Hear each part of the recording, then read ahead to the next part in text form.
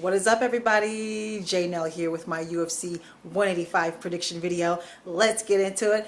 I'm super excited for this event if you can't already tell. First up, I'm choosing Henry Cejudo to beat Chris Carriazo. I'm choosing Roy Nelson to beat Alistair Overeem. Now, we got Big Rig Johnny Hendricks versus Matt Brown, and this could be fight of the night. I say could be because of the next two fights we have on the card. However, all right, Hendricks, wrestler first, very proficient wrestler, but he's developed those hands. He's got knockout power. Matt Brown is very well-rounded. I would actually say he's slightly more well-rounded than Big Rig is. He's got more submissions, actually. That's why I say that. He's got submissions. He's got wrestling. He's got good wrestling, takedown defense. He utilizes aggression with the best of them in the UFC. He's very good with close quarters fighting. He has a very brutal style of fighting. He's the type of fighter that I would imagine other fighters don't want to fight, even if they think that they can beat him because of their skill set, because you're going to get beat up. No matter how the fight ends, you're going to get beat up. That's how Matt Brown fights. So he mostly finishes for Matt Brown, but the couple of times he has gone the distance, he's gotten his second win and he's finished strong. Cannot say that for Hendricks, however. In fact, that he should be champion right now. Let's get real. His last fight against Lawler and the fight against GSP, he either took his foot off the gas or the gas tank failed him, whichever you'd like to say, in those later rounds, and the fight slipped through his fingers. He had it, and he lost it. Even though I actually think he actually won that last fight against Lawler, but hey, that's my opinion. My opinion doesn't matter. So if this fight goes to the judges, it's a toss-up. And the longer the fight goes, I think more in favor it is of Matt Brown. So having said all of that, Hendricks said after his last fight that he was going to stop walking around at 215, which is ridiculous for a welterweight, that he's learned his lesson. Anybody know if he has? Anybody see any updates, any video? I hope so, because I'm going to choose him hoping that he's learned his lesson. All right? But if he hasn't, man, I will not be surprised if Matt Brown takes it.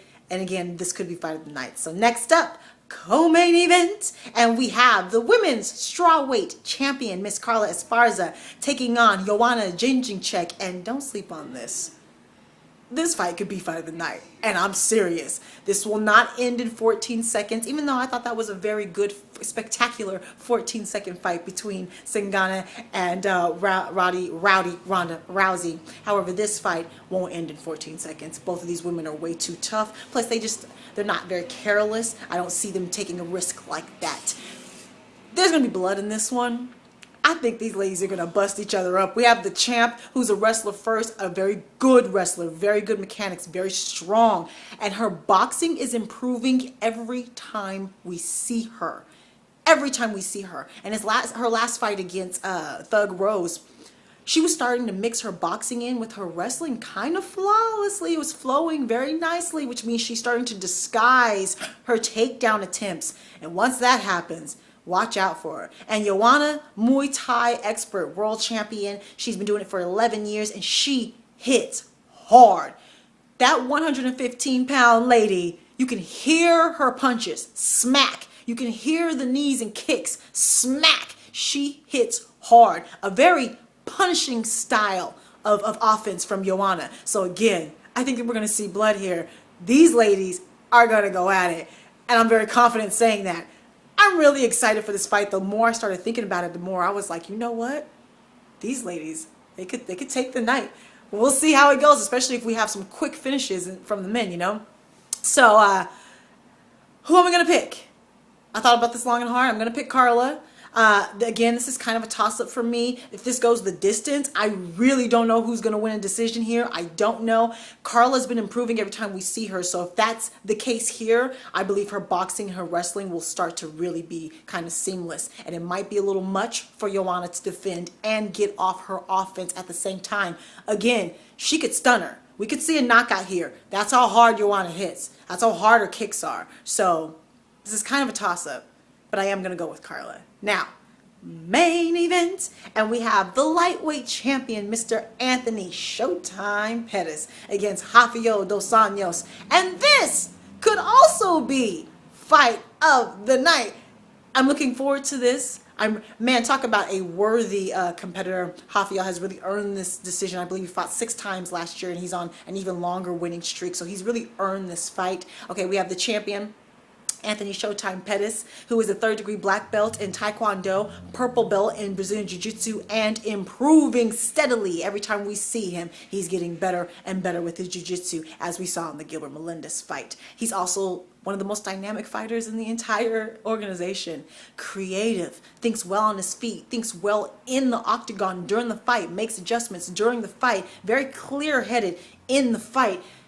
He's got the talent, the physical talent, and the mind melding together. If he stays healthy, the longer he stays healthy, the sky's up. I believe he's 28 years old, which is like the beginning of his peak. Anthony can be a beast. I believe he always says something to the effect of, if you're going to take my belt, you better take it now, because I'm just getting better and better. And that's true.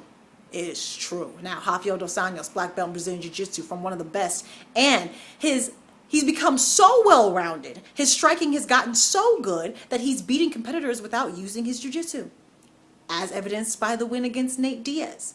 So he's that well-rounded now, and this is one of those times. It's very hard to not only get a title shot, but win, especially in a talent-rich division. You're talking about your physicality. Are you healthy enough? The timing. Are you available? Is the champ available? Is the money right? Is it the place, the venue? Everything has to come together for you to get a title shot and win the belt. So you don't get too many of those times where everything is, and you're on the up and up, and you're hitting stride. And this is one of those times for Raphael. So if he's going to win the belt, this is one of those times, and he won't have too many more after this.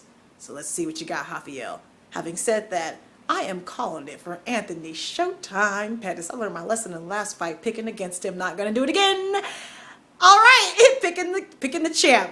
So those are my picks. I'm extremely excited for this event. Let me know your picks, any injury updates, any updating news. Talk to me. Follow me on Twitter. Friend me on Facebook. Just Janelle. Janelle Owens. JAYNELLO.